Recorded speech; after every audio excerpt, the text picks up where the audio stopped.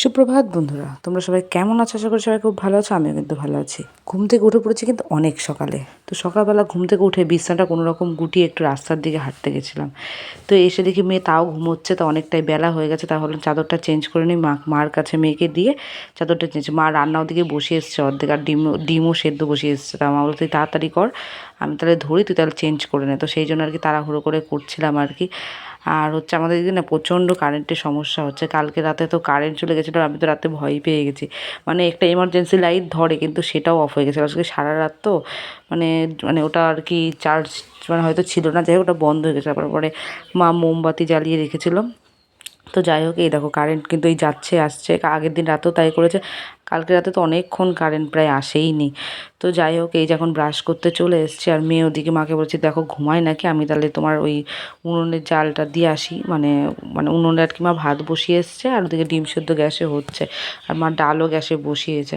তো আর কি এই যে এখন আমি ডিমটা সেদ্ধ হয়ে গেছে বন্ধ করে যখন খেয়ে নেব। আর মার ঘরটা গোছাতে হবে, কারণ হচ্ছে অনেকদিন ধরে জামা প্যান্টগুলো এক জায়গায় হয়ে রয়েছে, আমার জামা প্যান্টগুলো অগোছালো হয়ে রয়েছে, সেগুলো আর কি সব কিছুই গোছাতে হবে। তা ওই যে এখন খাওয়া দাওয়া করে এখন যাবো মেয়ের কাছে, এসে দেখি মেয়ে ঘুমিয়ে গেছে, মাই ঘুম পাড়িয়ে দিয়েছে।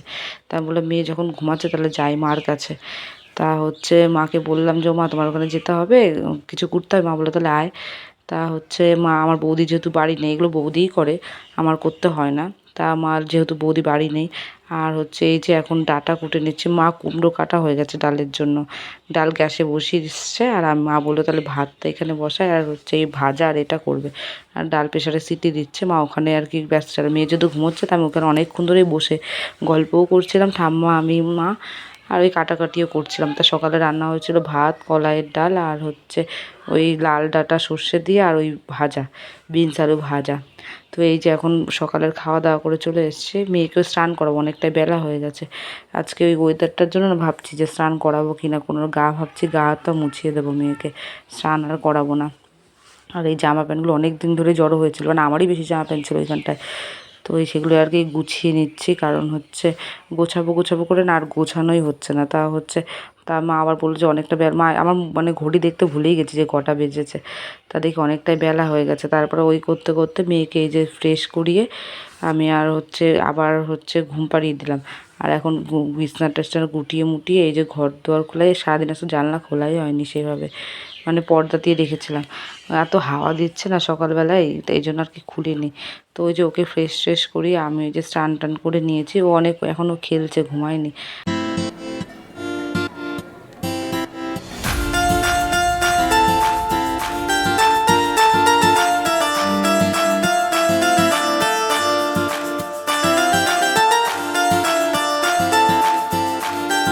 তো বন্ধুরা এখন কিন্তু বাজে প্রায় 4:30। তখন সেই ভিডিও দেখলে তখন আমি মানে মেয়ে ঘুমিয়ে গেছিলো, তা আমি তাড়াতাড়ি করে ভাত খেয়ে নিয়েছি, ভাত খেয়ে ঘুমিয়ে পড়েছি। তাই উঠলাম, উঠে মানে জেঠি আমাকে ডাকলো আর কি, জেঠি বললো এই জামা প্যান্ট আর কি, জেঠি ছাদে গেছিলো।